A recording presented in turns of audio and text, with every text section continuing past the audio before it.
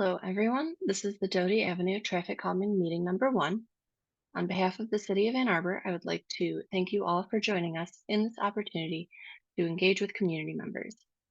These traffic calming projects rely on resident feedback, and we appreciate and encourage your participation. If you didn't get a chance to complete the demographic poll, we will relaunch it at the end of the meeting.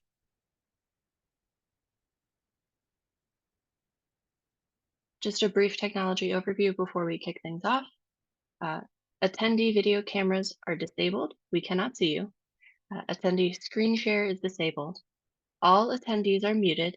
Um, Instructions to unmute yourself will be covered. You can leave and rejoin the meeting at any time unless the meeting is at capacity or you are removed for inappropriate behavior. Multiple opportunities for questions will be provided throughout the presentation, and presentation and additional materials will be available at the Doty Avenue Traffic Calming website.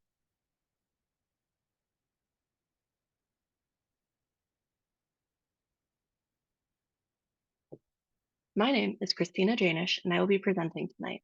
I'm joined by Christy Thullen, and we both work at Wade Trim.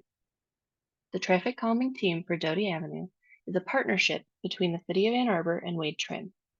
Wade Trim is an engineering firm based here in Southeast Michigan, and we have been contracted by the city to assist with their traffic calming project.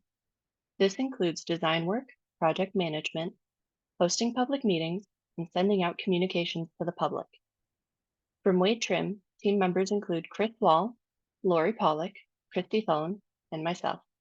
So if you see any of our names or faces, or the Wade Trim logo throughout this project, just know that we are working on behalf of the City of Ann Arbor.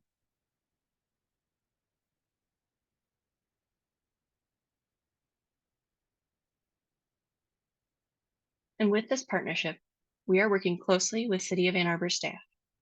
There are many other city staff members and departments we've coordinated with throughout these projects, but specifically, we've been working with Andrea, Chris, and Luke.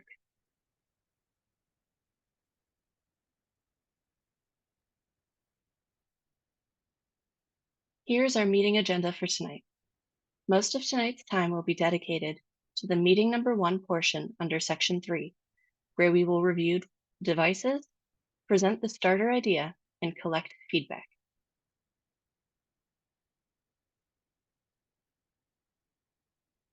If you're joining from a computer or using the Zoom app, there are 2 ways of asking questions and providing feedback. You can virtually raise and lower your hand using the button at the bottom of your screen. This will notify the host. When recognized to speak, the host will allow you to unmute. If you would rather type a question or comment, you can press the Q&A button that's also at the bottom of your screen. A chat box will appear. You can type in the text box and press send to submit your message. If you would like to send your feedback anonymously, please make sure to check that box.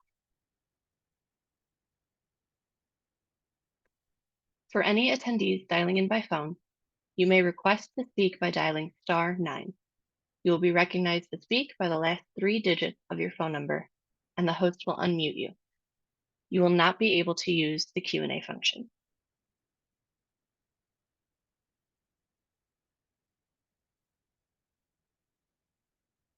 There will be multiple points throughout the presentation where community feedback will be requested through Zoom's polling feature. If you're on a computer or using the Zoom app and a poll is launched, it will automatically pop up. After you answer the polling question, press Submit. When the poll closes, results will automatically pop up. Press Close to stop viewing the results. Additionally, I will close the results for everyone when we're ready to move on. For attendees dialing in by phone, the host will read the question and available responses out loud. To participate in the poll, press *9. The host will recognize you by the last 3 digits of your phone number and unmute you, allowing you to answer the polling question. The host will place you back on mute after. Please note, computer/app polling is anonymous during the meeting, but dial by phone polling is not.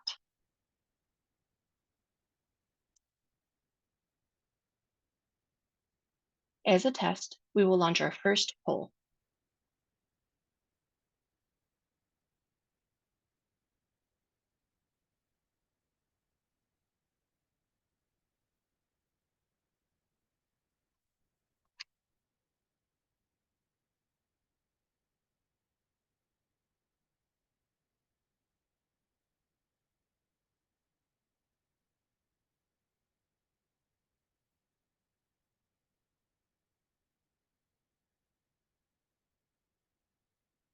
So the question is, do you live in the project area?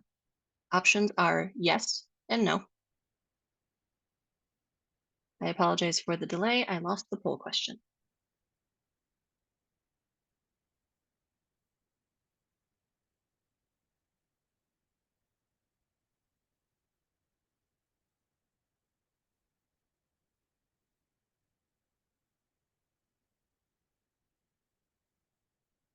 All right, just a few more seconds to let any stragglers vote.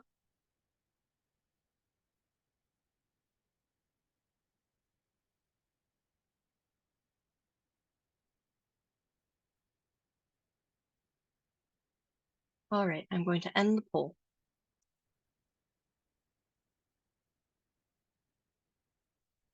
So as you can see, all respondents do live in the project area.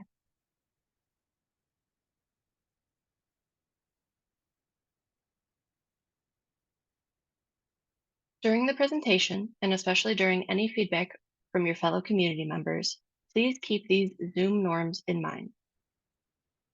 We have started on time and we endeavor to end on time. Please raise your hand to be recognized to talk. There will be one speaker at a time. Move to a quiet area and silence any background sounds when speaking if possible. Speak loud and clear so everyone can hear. Everyone will be provided a chance to speak before a repeat speaker. Please be respectful of other ideas and perspectives. Try to differentiate between I know facts and I think opinions. Inappropriate written or verbal comments or language, including personal attacks and accusations, will result in the attendee being removed from the meeting. Please use the Q&A function freely. We will be monitoring throughout the meeting.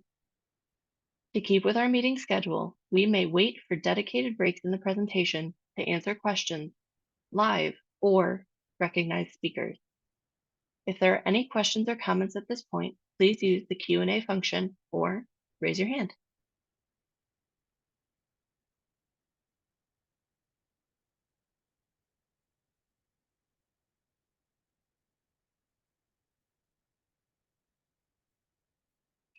What is traffic calming?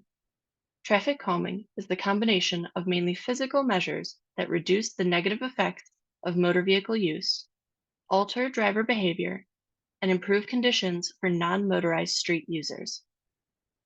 The focus of traffic calming is to make changes that will not only make roads safer for drivers, but safer for pedestrians, wheelchair users, bicyclists, scooter users, etc. There are many examples of traffic calming in Ann Arbor, and we will show some of them in later slides.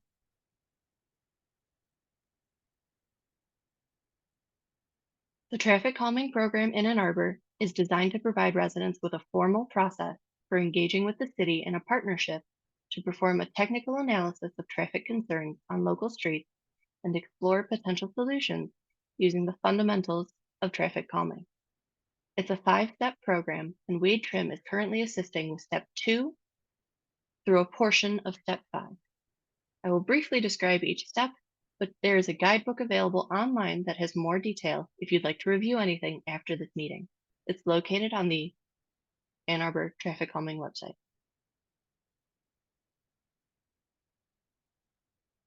The Doty Avenue project started with one of your neighbors acting as a petitioner who submitted a request to the traffic calming program for Doty Avenue between Dexter and Arborview Boulevard. After defining the project area, the petitioner gathered signatures from other residents who also live in this area.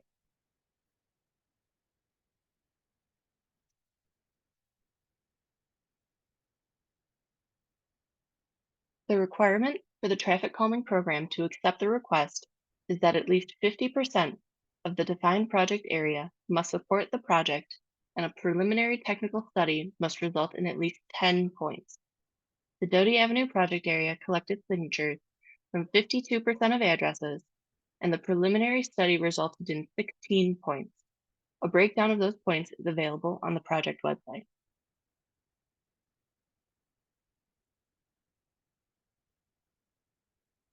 During step 2, Wade Trim sent out mailers with an initial questionnaire to all project area residents to gather feedback on specific concerns you may have and what experience you may have had previously with traffic calming.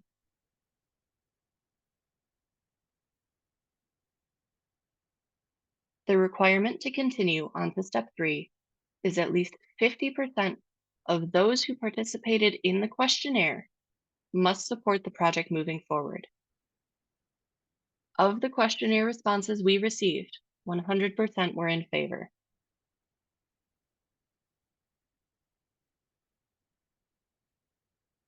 A detailed summary of the initial questionnaire can be found on the project website. In general, results of the initial questionnaire indicated that cut-through traffic, speeding, and the entrance bend into Doty Avenue were common concerns. Confidence in traffic calming solutions was also a concern. Please use the Q&A function or raise your hand if there are any other concerns or if there is context we may have missed.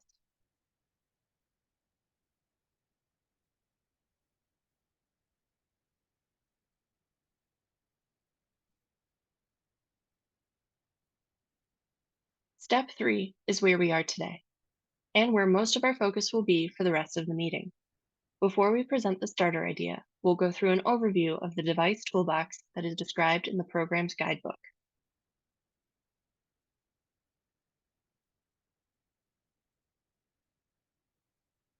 Before that, we will do a quick poll to see how familiar people may be with the guidebook.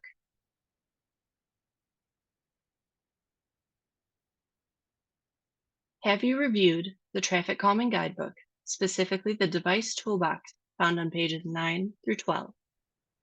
Answers are yes, I'm all set. Yes, I would appreciate a refresher, and no.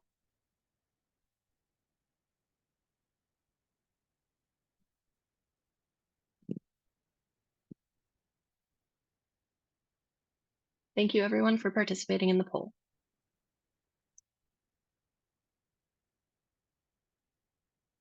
It looks like we would like a refresher or we're not familiar with the guidebook.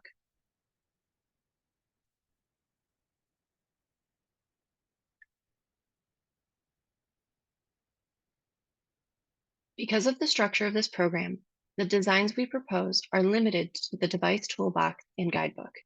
This means if it's not in the toolbox, it is not an option for this project.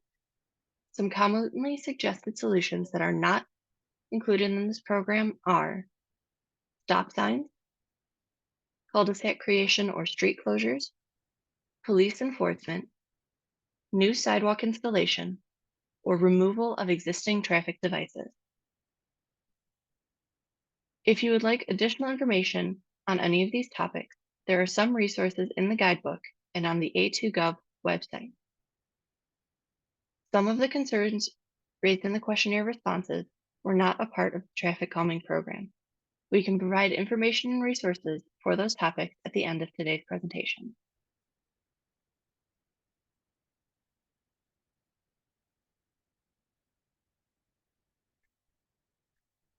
On pages 9 through 12 of the traffic calming guidebook, devices are grouped into things you can drive over and things you drive around.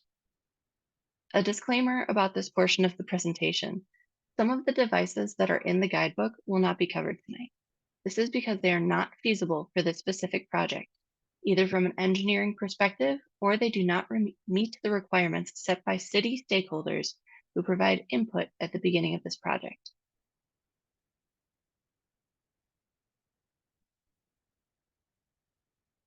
Things you drive over are devices that slow traffic by creating discomfort if traveled over at a speed exceeding 25 miles an hour. The device toolbox presents 4 devices that fall under this category: speed humps, speed tables, raised crosswalk, and raised intersection. The next few slides will describe each of these devices, except for raised crosswalks and raised intersections. These devices are currently under review by the engineering department for their ability to comply with ADA guidelines.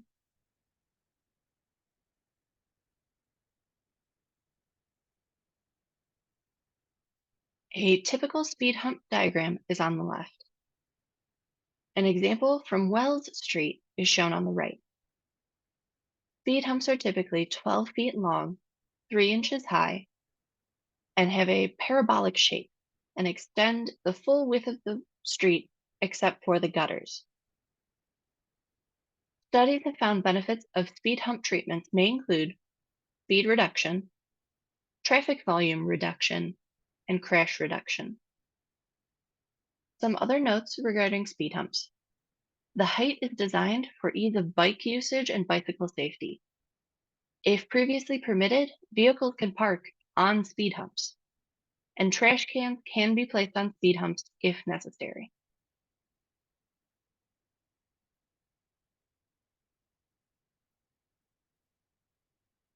This is a speed table. You can see a fully constructed example on Glenwood Road near Washtenaw Avenue. Speed tables are raised devices that extend the full width of the street except for the gutter. They are typically 22 feet long with tapered edges and a flat 10-foot center platform, which is 3 inches high. Studies have found the benefits of speed tables may include traffic volume reduction and crash reduction. Some notes on speed tables include speed reduction is less than that of a speed hump. The platform width can be customized. It doesn't need to be 10 foot in the center. The height is designed for ease of bicycle usage and bike safety. If previously permitted, vehicles can also park alongside speed tables, and trash cans can be placed on speed tables if necessary. If there are any questions about devices you drive over, please raise your hand or use the Q&A function.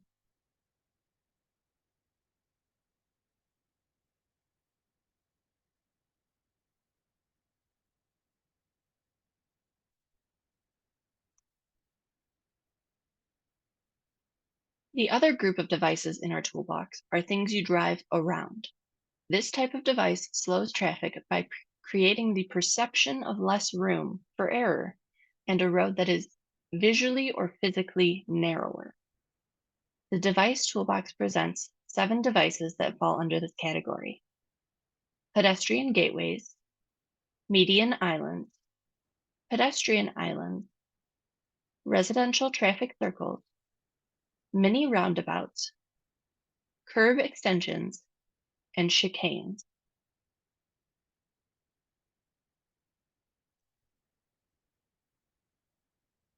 The next few slides will describe each of these devices except for the devices marked in red. These devices have been omitted from this project due to street width and requirements set forth by the fire department.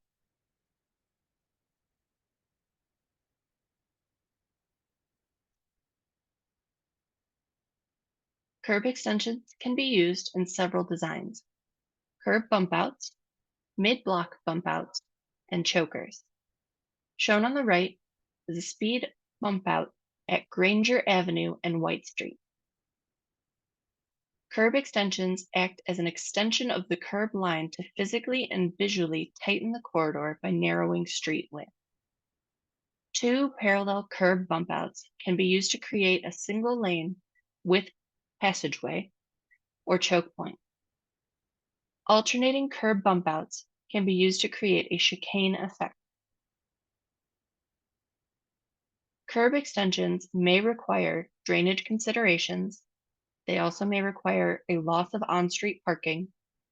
They may cause debris to collect around the device and must maintain 20 feet of road width for emergency vehicle response.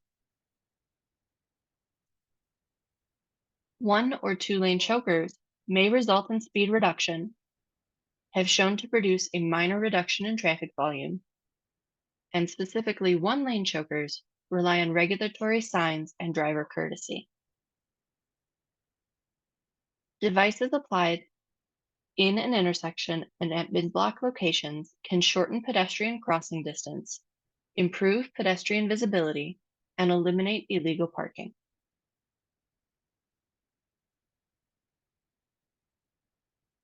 This slide shows an example of alternating curb bump outs that create a chicane effect.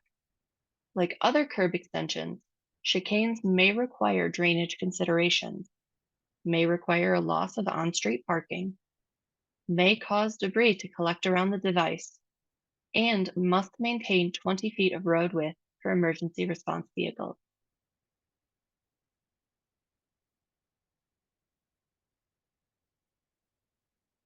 Other devices include neighborhood gateway treatments.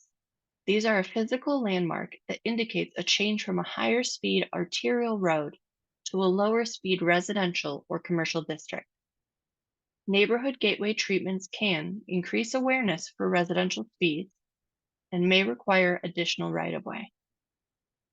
In addition, neighborhood or the adjacent property owners would bear landscaping installation and maintenance costs.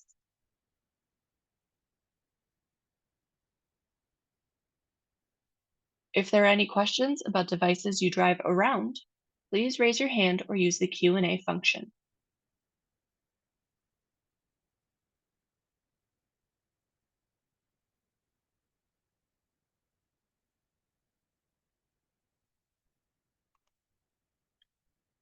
If you would like to see additional examples of how these traffic devices were used, there's an interactive map on the traffic calming website that shows all the past and current projects.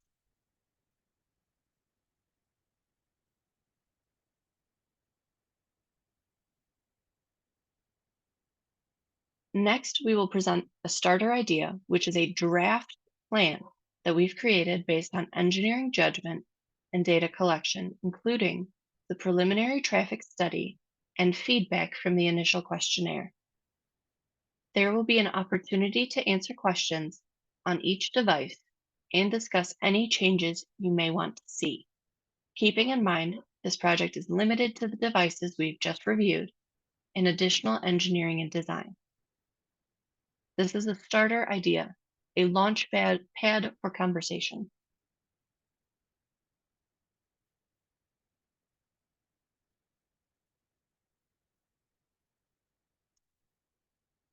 We have gotten a question about how much do gateways cost? That really depends on the level of enhancement you're looking for. Um, it could be as little, it really depends on plant costs and construction costs in the project year. It could be as minimal as installing a sign and planting a few plants. But if an existing area does not already exist for those objects at the beginning and end of the project area, then it becomes an issue of right-of-way acquisition. Is there room at both ends of the project area to create this gateway? And how much would need to be constructed? Would drainage be altered for a gateway effect?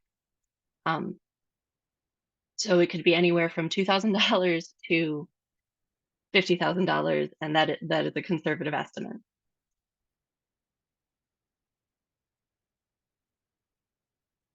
We've gotten another question: is a one-way street an option? No, one-way streets are not options at this time.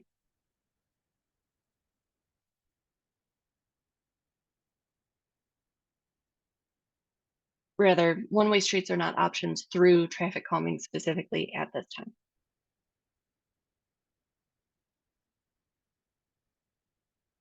If there are no other questions, we'll start with the starter idea.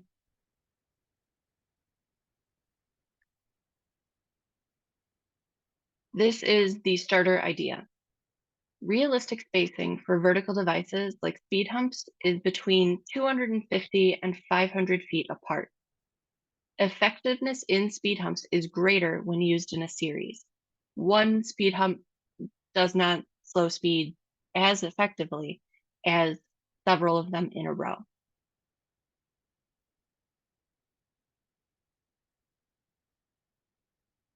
Device 1 is a speed hump near 208 Doty Ave or 2002 Dexter Ave. Speed humps can result in speed reduction, traffic volume reduction, and crash reduction. Some things to keep in mind are that legal on-street parking is still permissible at speed humps, and they are designed to be safe for vehicles and bicycles to travel over.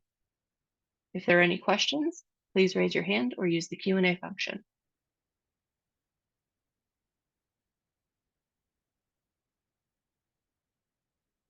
Anecdotally, I parked in front of a friend's house last week that had a speed hump in front of it, and my sedan was perfectly fine parking and then getting out of it at the end of our event. We do have a question. Are there signs that will warn about speed humps or tables? Visibility is part of the issue. Yes, there will be signage before and after the speed hump. You will be notified that they exist before you drive over them. Pavement markings are also included in that warning, though, as the rain and snow have told us, sometimes pavement markings aren't always 100% visible in this state, but the signage is large and reflective.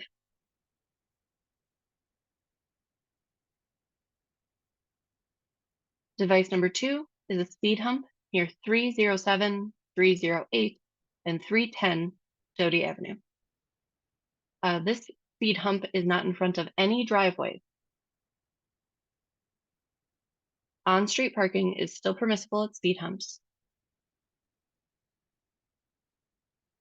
If there are any questions in regards to this speed hump, please raise your hand or use the Q&A function.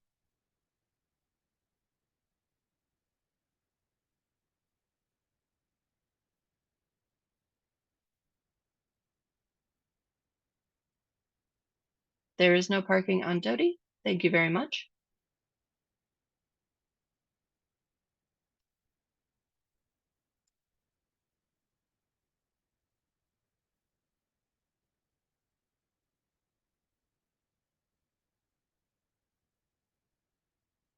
Parking is permitted on the east side of Doty, I believe, or the signs are very faded and I cannot see them. There is no parking on Doty. I am remiss. No parking. Device number 3 is the last speed hump near 325 Doty Ave or 1907 Arborview.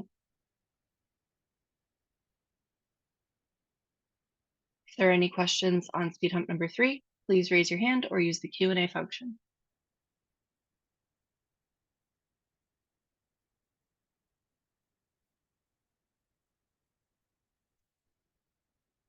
The next few slides will be poll questions for each specific device.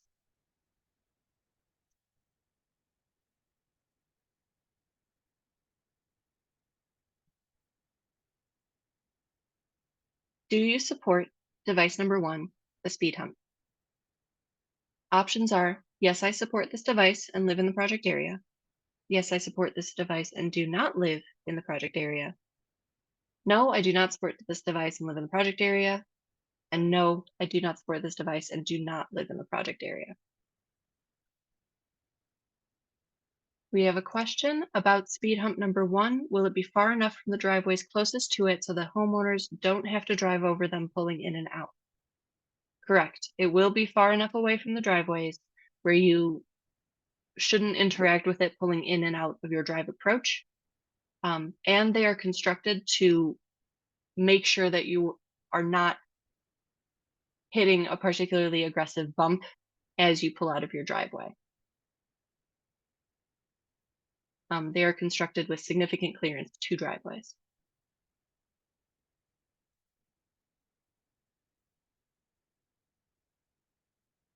All right, our poll is complete.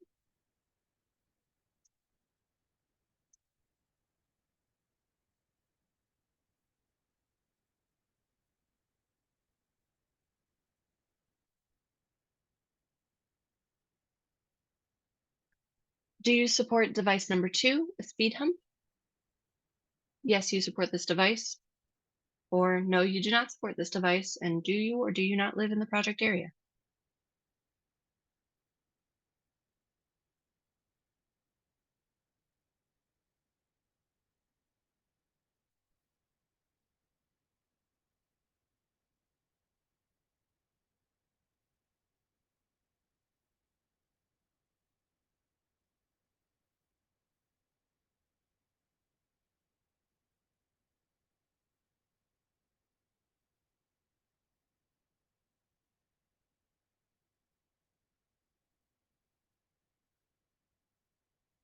Just waiting a few more seconds for the last person to vote. Thank you very much.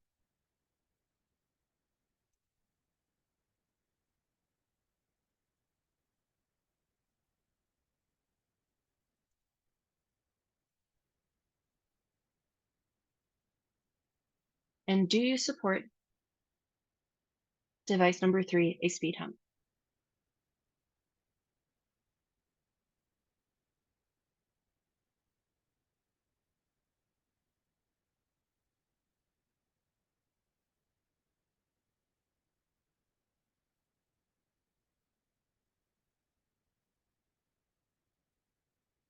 Everyone has voted.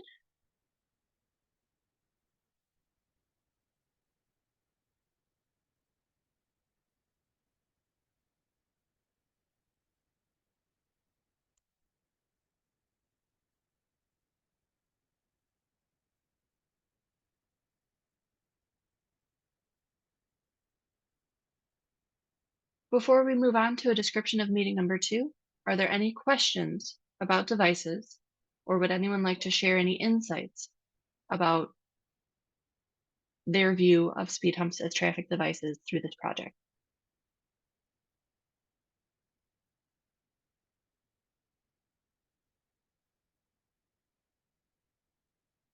If anyone has any concerns or specific questions about speed humps, please feel free.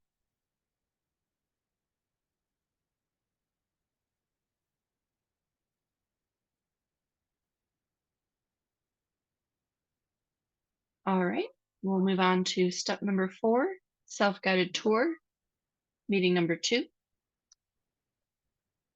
Over the next couple weeks, we will post today's presentation and recording to the project website. We will also post a summary of today's polling and use the feedback to create a preliminary plan. The next step will be meeting number 2. Meeting number 2 will consist of 2 parts, a self-guided tour and a Zoom meeting. That Zoom meeting is scheduled for April 30th.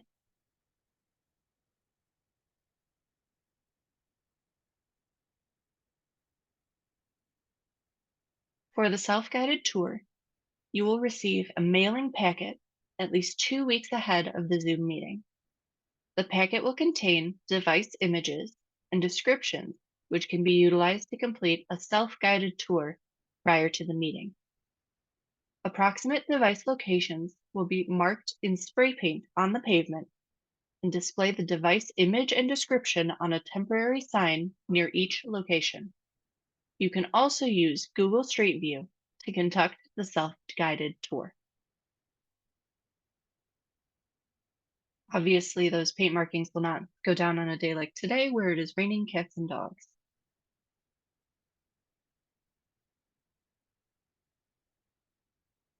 The meeting number 2 Zoom portion is scheduled for Wednesday, April 30th at 6 p.m. During the meeting, we will present the preliminary plan, answer questions, and poll the audience on each device, like the activity we just did.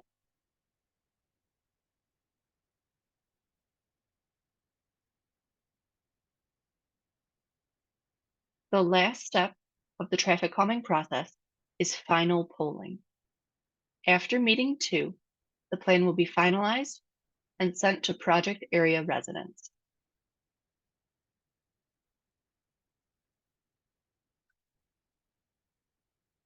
All residents and property owners will be mailed the final polling package, which will contain a cover letter, the final plan, and a final poll.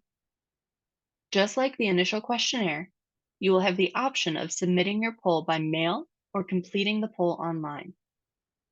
To continue moving forward in the traffic calming process, more than 50% of responses must indicate support. If this criteria is met, our team will prepare an estimate to be submitted to City Council for budget approval. Construction for this project would likely be in the 2026 season or as funding becomes available.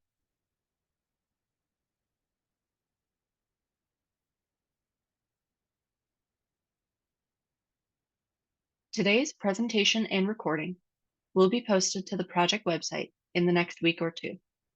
We will also post a summary of today's polling and use the feedback to create the preliminary plan. Our meeting to discuss the preliminary plan, again, is scheduled for April 30th. The self-guided tour will be set up at least 2 weeks ahead of that meeting. After meeting number 2, the plan will be finalized and sent to project area residents by June 3rd for final polling. You will have the option to complete the poll by mail or online, but the deadline to electronically complete or postmark your answers to that poll is June 23rd. The requirement to move forward is that of those participating in the polling, there needs to be more than 50% approval of the final plan, and that is a requirement. If that requirement is met, our team will then prepare a cost estimate to be presented to City Council.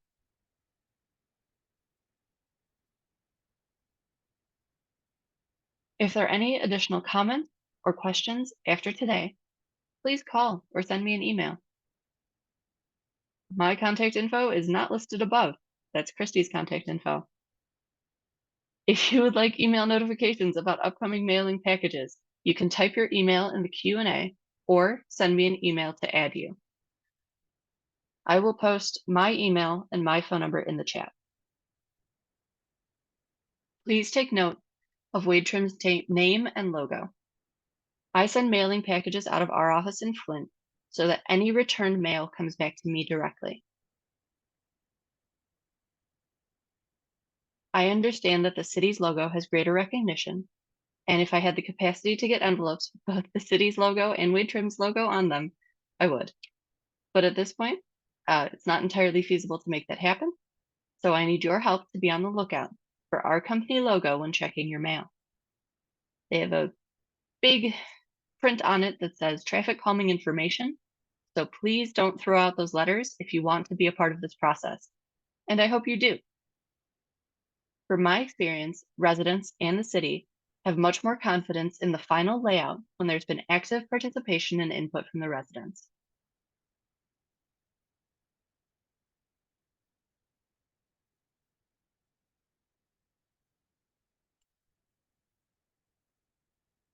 Let me take a moment to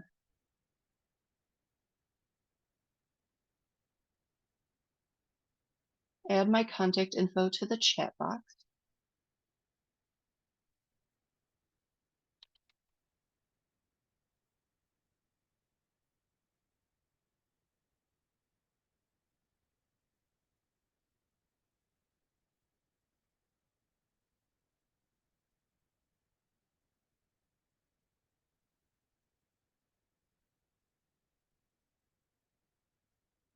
If you did not have a chance to complete the demographic poll before the meeting started, please do so before you leave today. This poll was created by the city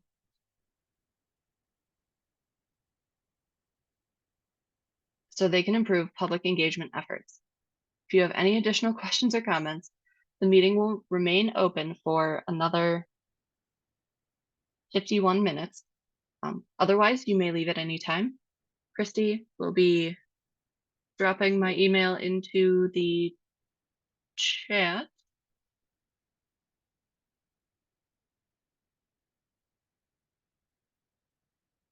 Unless we cannot do that, which is totally fine. Sorry, it won't let me add into the chat either from the host side. All right. So there's my email address, cjanish@wadetrim.com. I apologize for the confusion. Thank you for posting your email address so I can add you to the email list for those who have dropped it in the Q&A. And yes, the results, a synopsis of the results from the poll will be included in the meeting recording, and it will be posted to the Ann Arbor Traffic Calming website under this specific project page.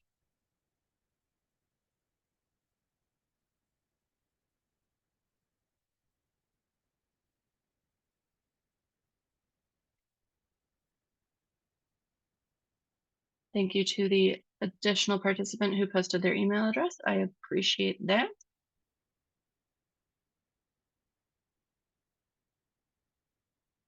All right. And if anyone has any continuing questions or would like to look at any specific part of the traffic calming measures that I've outlined, please let me know and I can go back to that slide.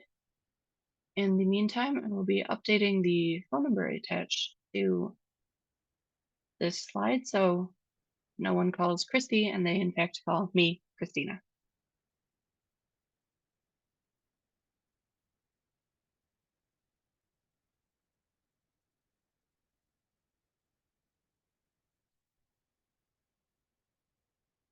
If you have not taken the chance to reply to that demographic survey, uh, please take the time to do that.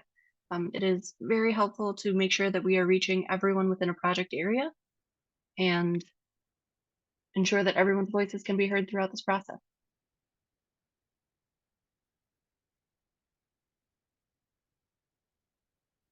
All right, the phone number on screen has been updated to reflect me, Christina. The email address is accurate.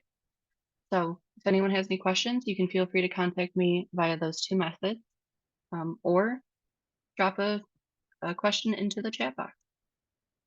Q&A function.